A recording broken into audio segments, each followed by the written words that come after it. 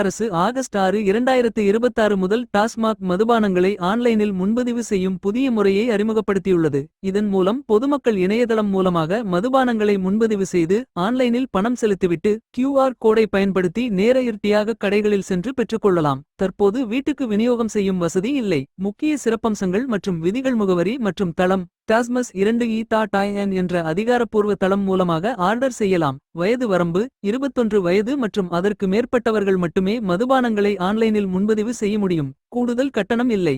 MRP விலையை விட கூடுதலாக பணம் வசூலிப்பதை தடுக்க இந்த முறை கொண்டுவரப்பட்டுள்ளது. கடைக்கு சென்று பெறுதல்: ஆன்லைனில் பணம் செலுத்திய பிறகு கிடைக்கும் QR கோடை டாஸ்மாக் கடையில் காட்டி மதுபானத்தை பெற்றுக்கொள்ள வேண்டும்.